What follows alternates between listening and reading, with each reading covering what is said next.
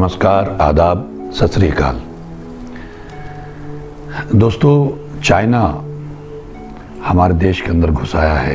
काफ़ी सारी ज़मीन उसने हथिया ली हमारे देश की। इसकी खबरें मैंने सोशल मीडिया पे देखी, इस चैनल पे भी देखा। चाइना हम सब जानते हैं किस तरह का देश है, हमारे देश का शत्रु रहा है। कोरोना को लेके भी सारी दुनिया में यही शोर है कि इसके लिए चाइना जिम्मेदार है।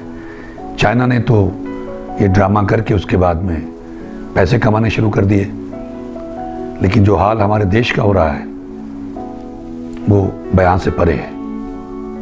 अब अगर हम देखें कि चाइना तो बिजनेस कर रहा है और हमारे यहाँ लोग बेहाल हैं, बेरोजगार हैं, फैक्ट्रियाँ बंद हैं, क्योंकि लॉकडाउन उसने सिर्फ वुहान में किया था और हमारे यहाँ तो लॉकडाउन सारे देश में है। तो एक पहले ऐसा मौका आया था, काफ़ी पहले की बात है, क्योंकि हम चाइना से दवाइयाँ मंगवा रहे हैं, ये जो मास्क लगाते हैं ये मंगा रहे हैं, दुनिया भर का सामान चाइना से आ रहा है। हालांकि कुछ लोग कह रहे हैं, जो देशभक्त लोग हैं, कि चाइना का बहिष्कार होना चाहिए, चाइना का जितना भी सामान है उसका बहिष्कार होना चाहिए।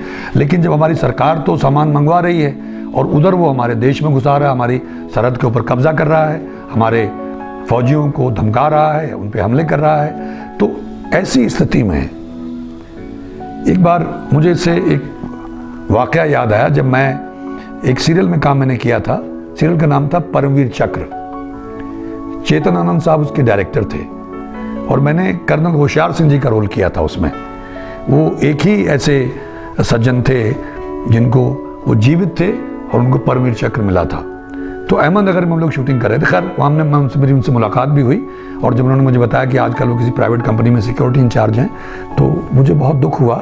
उसको मैंने अपना एक वन मैन शो है, सावधान थिएटर वाला पागल है, उसमें उसका जिक्र किया है। लेकिन कुछ दिनों बाद मैंने देखा कि एक चाइनीज एग्रेशन वाला एपिसोड आ रहा था टीवी, दूरदर्शन ही था तब तो वो बंद हो गया अचानक बीच में।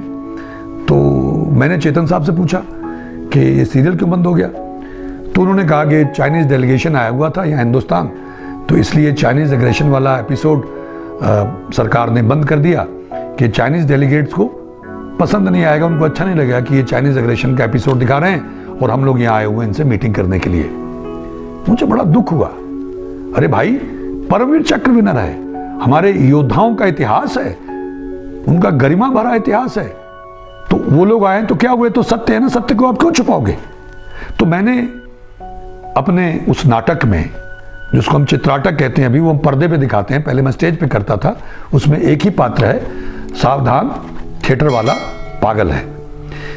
उसमें एक पोर्शन मैंने लिखा उस वक्त परेशान होके, क्योंकि ये जो हालात अभी हो रहे हैं, एक तरफ उनसे व्यापार कर रहे हैं, उनके सामान मंगवा रहे हैं, उनको पैसे भेज रहे हैं और वो हमारे ऊपर हमला करने के लिए तैयार बैठे हुए हैं, यानी संपन्न हो रहे हैं, सुदृढ़ हो रहे हैं, ताकतवर हो रहे हैं। तो हम क्या करें, हम उनको और ताकतवर बनाना चाहते हैं। हम उनके फोन और पता नहीं क्या क्या, ये टिकटॉक पे लोग लगे हुए हैं। क्या हमारी गैरत मर गई है? कम से कम टिकटॉक ही बंद करो, जो भी बंद कर सकते हो चाइना से। सरकार नहीं करती है तो कम से कम आप लोग तो बहिष्कार करें। मैं अपनी इस बात को और मजबूती से कहने के लिए आपके साथ में वो वीडियो क्लिप हमारे उस चित्राटक की सावधान थिएटर वाला पागल है, जब इन्होंने परमवीर चक्र सीरियल डीडी पे दिखाना सरकार ने बंद कर दिया था क्योंकि चाइनीज डेलीगेट्स आए हुए थे, मैं आप लोगों से शेयर करना चाहता हूं। शायद उसी में से आपको मैं क्या कहना चाहता हूं ये सारे जवाब मिलेंगे और बात आपकी पकड़ में आएगी। फिर मानना ना मानना आपकी अपनी मर्जी है। आप सबका बहुत बहुत धन्यवाद। जरा देखिए सावधान थिएटर वाला पागल है कि वो वीडियो क्लिप। Thank you.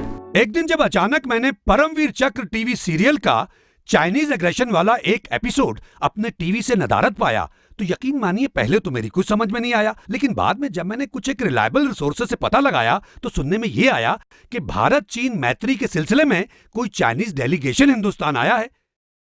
लिहाजा अगर उनकी मौजूदगी में हम अपने टीवी पर चाइनीज एग्रेशन वाला एपिसोड दिखाएंगे तो मुमकिन है चाइनीज डेलीगेट्स हर्ट ही नहीं बल्कि नाराज भी हो जाएंगे। लिहाजा हमारे हुक्मरान उन्हीं चाइनीज के सम्मान में, उन्हीं के एग्रेशन के खिलाफ लड़ते हुए अपनी जान देकर बहादुरी और बलिदान का सबसे बड़ा सम्मान हासिल करने वाले हमारे परमवीर चक्र विजेताओं की कुर्बानियों का एक ऐतिहासिक सत्य भी हफ्ते दो हफ्ते के लिए गोल कर जाएंगे।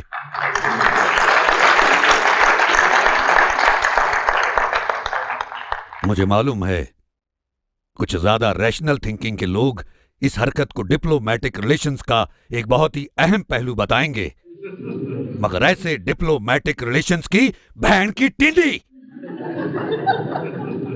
अरे जिन चीनियों ने अब तक हमारा इतना बड़ा इलाका दबा रखा है, उन्हें अब मौका मिला तो क्या वो बाज आएंगे और हम उनसे अपनी बहादुरी और बलिदान का एक ऐसा ऐतिहासिक सत्य छुपाएंगे जिसकी बदौलत ये आजादी बरकरार है? नहीं नहीं नहीं मेरे भाई, फिर तो धीरे धीरे ऐसी आजादी के सारे माने ही खो जाएंगे। और खो क्या जाएंगे, खो चुके हैं। बस अपनी अपनी समझ का फेर है, क्योंकि जिस मुल्क में कर्नल होशियार सिंह जैसे 2-4 जिंदा बच रहे परमवीर चक्र विनर्स भी अपनी रिटायरमेंट के बाद अपना घर चलाने के लिए किसी प्राइवेट कंपनी में सिक्योरिटी इंचार्ज बनने पर मजबूर हो जाएंगे।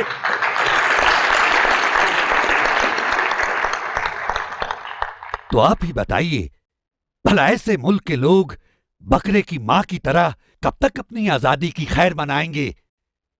और फिर आजाद होकर भी जिस मुल्क के लोगों की जहनियत गुलाम रह जाए, जिनके एजुकेशन, एडमिनिस्ट्रेशन, ब्यूरोक्रेटिक और लीगल ढांचों में से अभी तक उसी पुरानी गुलामी की बू आए, वहां भला किसी का नेशनल कैरेक्टर कैसे बच पाएगा? और फिर अगर गौर से देखा जाए तो सिर्फ अपनों के मातहत हो जाने भर से ही कोई मुल्क सही मानों में आजाद नहीं हो जाता, बल्कि ऐसे दोगले सिस्टम और पॉलिसीज के जरिए तो आजाद होकर भी ऐसा मुल्क कभी गुलामी की बीमारी से बच नहीं पाता। इसीलिए कहता हूं कि हकीकत के आईने से भागो मत, उससे नजर मिलाओ। फिर भले तुम्हारा अक्स कितना ही भद्दा दिखे, तुम कितना ही भयानक बदसूरत नजर आओ, मगर एक बार अपना सही जायजा तो लो, खुद के सामने तो आओ।